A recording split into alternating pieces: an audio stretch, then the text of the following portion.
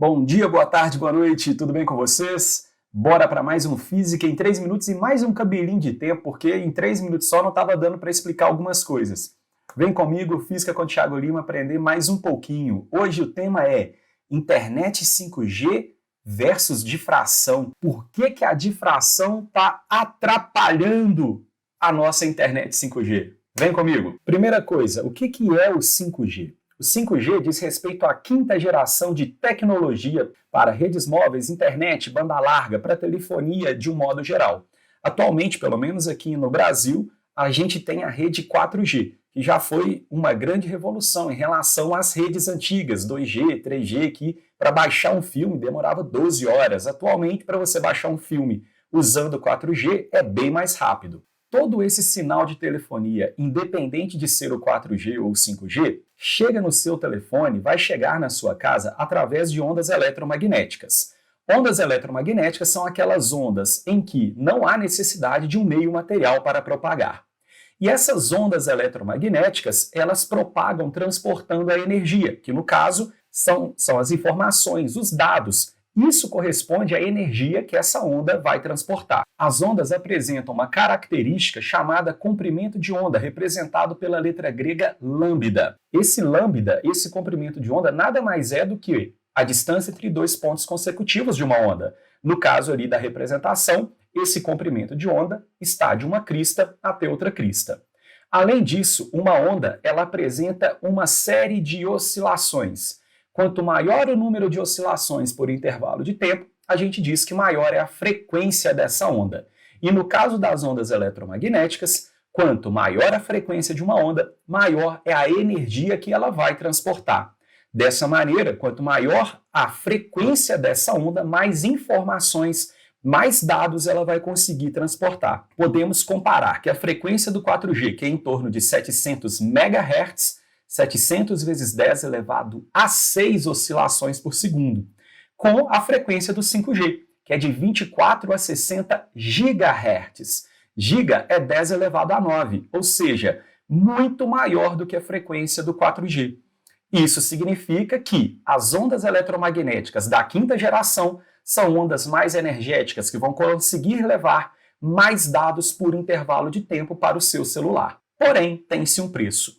A equação das ondas eletromagnéticas é essa. A velocidade das ondas, que no vácuo é 3 vezes 10 a 8 metros por segundo, é a mesma velocidade da luz, e que no ar é aproximadamente esse mesmo valor, é igual ao comprimento de onda dessa nossa onda eletromagnética vezes a frequência, vezes o número de oscilações dessa onda. A velocidade dessas ondas eletromagnéticas, tanto do 4G quanto do 5G, é a mesma, pois ambas propagam no ar. Porém, quando a gente tem que o comprimento de onda vezes a frequência é um valor constante, significa que o lambda e que a frequência são inversamente proporcionais. Então, quando você aumenta a frequência, você diminui o comprimento de onda. Veja nessa comparação. O comprimento de onda do 4G é da ordem de 40 a 43 centímetros, enquanto do 5G é de 5 a 12,5 milímetros, ou seja, o comprimento de onda do 5G é bem menor do que o comprimento de onda da tecnologia 4G. Onde que isso atrapalha ou não atrapalha? Atrapalha porque as ondas elas sofrem o que a gente chama de difração. É uma propriedade das ondas em contornar obstáculos. E no caso, as ondas precisam contornar obstáculos. Por exemplo, eu estou conversando com vocês de dentro do meu escritório. O sinal da internet que chega no meu celular, ele passa pela janela e eu não tenho uma antena ali na janela. Essa onda ela contorna esses obstáculos. Isso é importante porque para esse contornar obstáculos, para que essa difração ela seja muito acentuada, é preciso que o comprimento de onda, que é a distância de uma crista até uma outra crista ali naquele meu desenho, tenha aproximadamente o mesmo tamanho dos obstáculos por onde a minha onda vai contornar. Então, por que o 4G contorna bem os obstáculos? Porque o comprimento de onda dele é de 40 centímetros, meio metro, 1 metro. E, consequentemente, os obstáculos por onde ele vai contornar, a minha porta, a minha janela, um muro, também tem essa ordem de grandeza. Dessa maneira, o 4G contorna muito bem os obstáculos e isso não é um problema para essa tecnologia. Já o 5G tem um comprimento de onda muito pequenininho em relação aos obstáculos por onde ele vai atravessar. Olhem nessa figurinha que o obstáculo é grandão e o comprimento de onda é pequenininho.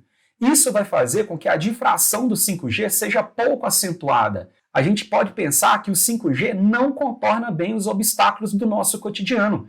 Ele tende a seguir em linha reta. A grosso modo, ele não vai sair contornando, ele não vai fazer essas curvinhas necessárias para que ela consiga passar pela minha janela e chegar no meu celular. Isso significa que a difração, no caso do 5G, é pouco acentuada, e isso é um problema. Podemos concluir então que essa briga da difração e da tecnologia 5G está relacionada com o fato do comprimento de onda do 5G ser bem pequenininho. Isso vai fazer com que a difração, a propriedade dele em contornar obstáculos, seja pouco acentuada, ele vai ter grandes dificuldades para contornar prédios, casas, túneis, montanhas, etc. E, consequentemente, o alcance do 5G vai ser muito pequenininho. Como que a gente soluciona isso? Colocando antenas repetidoras a uma curta distância. Vale a pena fazer isso? Vale demais, porque só a fins de comparação, quando você tem a tecnologia 4G para baixar um filme que dura aí 2 horas mais ou menos, você precisa de 10, 15, 20, 30 minutos. Depende da sua internet. Com o 5G você vai conseguir baixar em 3 segundos. Sabe aquele delay quando você está jogando que o camarada já te matou e você nem percebeu que ele te matou ainda? Pois é, no 5G esse delay não vai existir. Isso vai ser importante porque vai revolucionar toda a tecnologia envolvida nas cidades. A gente vai poder ter carros autônomos sem a necessidade de um motorista, pois o tempo de delay não vai colocar as pessoas em risco nesse nosso novo trânsito. Portanto, a tecnologia 5G ela vai ser revolucionária. Eu, pelo menos, espero que ela chegue no Brasil o mais rápido possível e que ela seja democrática e chegue para todos. Um grande abraço, esse foi o Física com Thiago Lima. Tchau, tchau!